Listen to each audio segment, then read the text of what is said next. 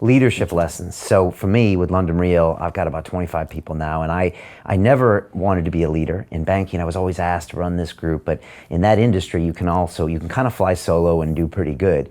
And for me, I just, MIT grad, I never was around that, but now I have to be. And it's been a fascinating learning curve. I've had a lot of great mentors that have sat in that chair.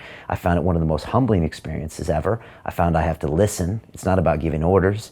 What are some of the lessons that you're talking about in this book, and what can I learn from you about leadership? Having seen your team operate here just this morning, I would tell you, I think you do the biggest things, and that is it's all about the team getting the job done. If the team is waiting for the senior person to tell them what to do and they execute, that's a different kind of organization.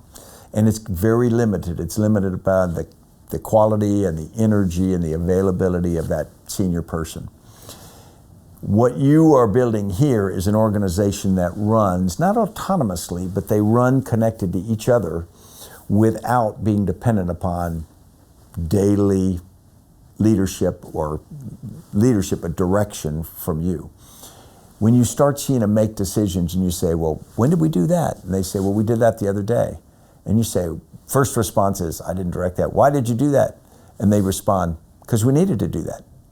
And then when you go, good, because you're glad they didn't ask you, because if they ask you, it slows things down, and sometimes they won't ask because they're afraid to ask.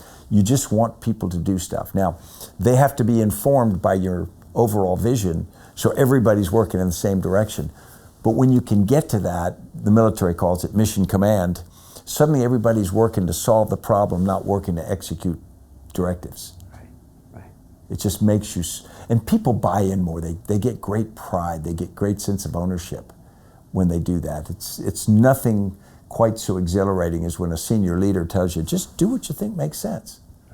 Right, give them ownership. Yeah. There's always that phrase, I'd rather you ask for forgiveness than permission. Exactly. And then the other thing is that it's actually, when you give up control is how you make big strides in business. Less control gives you more results. That's right. Which again, for a solopreneur or beginning entrepreneur is completely opposite of what they believe.